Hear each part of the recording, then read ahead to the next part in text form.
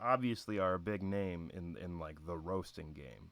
Do you Hmm. feel like that pigeonholes you at times, and do you feel like when you're approaching just your regular stand-up sets, that is a big part of it, or you almost keep it Yeah, separate? it's funny you say that, Brad, because I don't think I understood that until recently, right? Just because the thing's been off the air for a little bit now, we still do it all the time. I mean, we've been doing it for 8 years. I've been associated with it.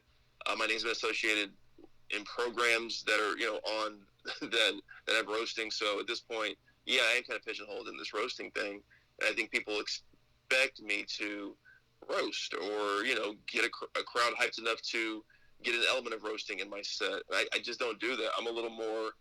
Um, I'm about the bars. I like to attempt really hard jokes. I'm not really trying to make my material off the audience unless I have to.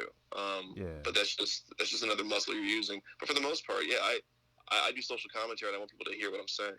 Yeah, well, yeah, and I can tell you have the diverse skill set, but I also just I can see how people sometimes will categorize a comic that way and take like they're something that has kind of blown up in its own way, but I imagine within your act it kind of fades into the background with your other skill sets too. Like at one of your shows, Right. I mean, was doing roasting on purpose, or did it just kind of like it just kind of took on its own form while you were working on your regular stand-up act?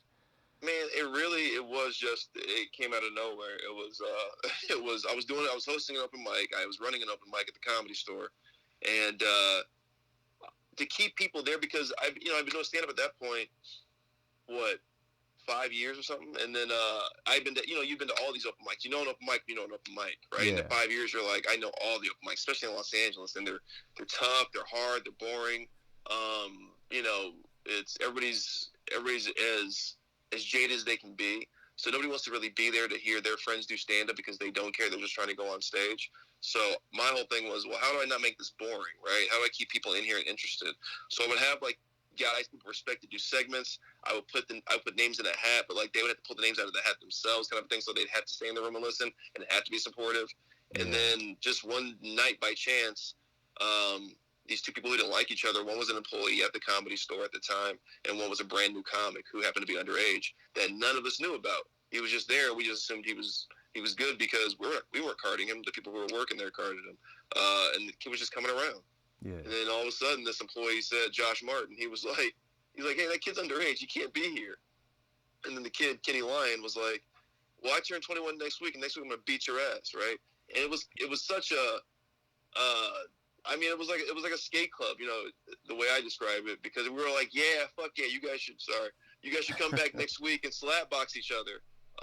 But the store had just put in cameras, and I had just gotten this show like a month or two prior, and I was like, yeah, we can't slap box, even though that would be dope. How about you guys come back, whenever Kenny's 21, and you guys, roast each other, and then the audience will just kind of like gladiator style, yay or nay it, and then one of you has to kill yourselves.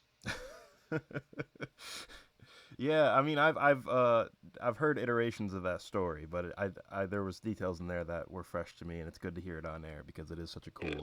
cool shift. I imagine that like for to happen in your career, but up to that point, when you were developing your act, was there an element of roasting in the sets you were doing, or like, because I'm sure you Dude, did it, no, but not at all. yeah, I uh, mean, not at all. I mean, the roasting guys were Benji Aflalo, Tony Hinchcliffe, uh, Jeff Danish, Ryan O'Neal. I mean, David Taylor, Ari Shafir, like those yeah, guys. Whitney Cummings. I mean, like those were the roastier comics. Like even in their acts, like they were roasting an element of something. Even especially Whitney. Whitney Cummings was a monster back in the day oh when it yeah, came I to love that. Whitney. Her newest special Yeah. is so amazing. So it was. So yeah. So it literally just kind of fell in my lap just because I'm so into sport. Yeah, It became like a sport. So that's kind of where I was coming from with it. I wasn't coming from like roasting, but you pick up that anyway when you're around your friends. And with stand up, it's so familial. It's like a sorority or fraternity in that sense. and we all just know each other, so it's easy to talk trash about each other, because there's so many faults and flaws that we have. Clearly, we're it's the Island Misfit toys, at the Yeah. Comedy Store especially. So it wasn't hard to kind of like fall into that, but it's never been something I've been like into. I mean, I've never roast battled. A buddy of mine says, Hormoz Rashidi, he's a comic, he's great. He says, yeah, those who can't roast host. So Yeah. I just stick with that. You know what I mean? Yeah. Well, yeah, that's interesting. I wasn't sure exactly what your relationship was getting into, but like I said, either way, you've become a big name in it. So it's so interesting how things like that happen, like the way in comedy certain things just kind of like take on a life of their own.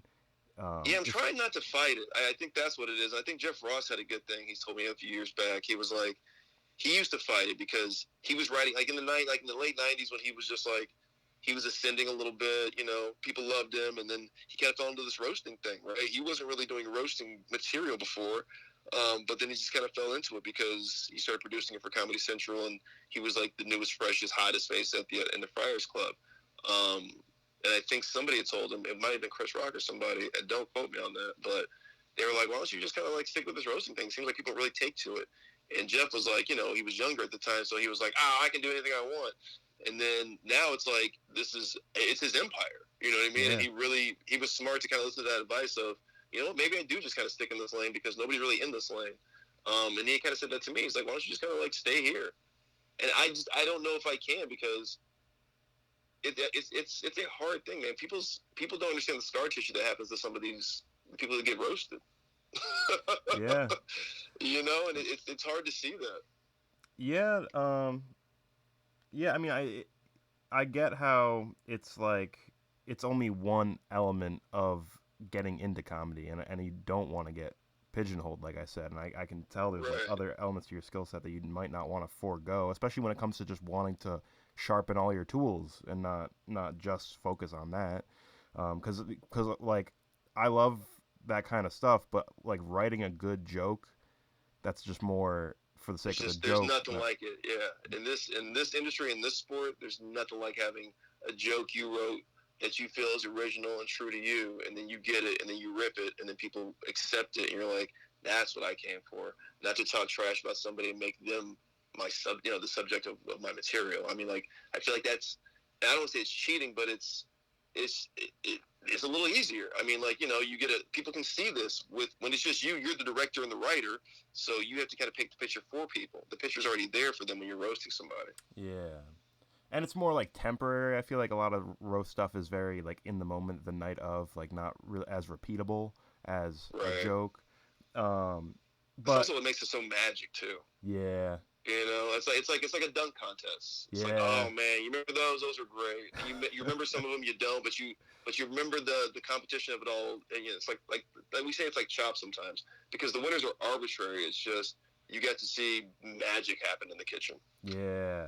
Well, I like how you said it's like there's like a sport element to it doing the battles. Yeah. And I like how you brought up like keeping it fresh with the mics. Like I like when a mic has an angle to it, and it's more than just Right. everyone does 5 minutes, and that's part of why Kill Tony is one of my favorite shows, is because the format is so, it just runs itself, and it's always like magical. Exactly. I mean, to you, is there any other formats you've seen that like make for a particularly fun show, and like, and are there any other ways you've seen comedy kind of made sport like in that way?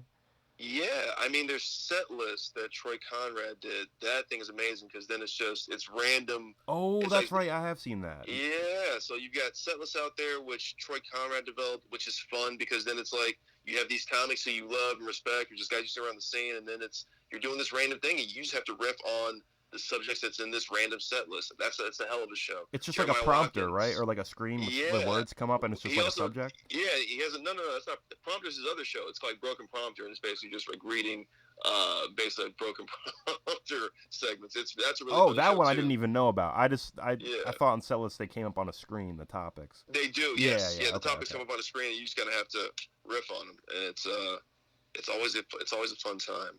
That's a fun one. Stand Up on the Spot is another one that Jeremiah Watkins does, Yeah.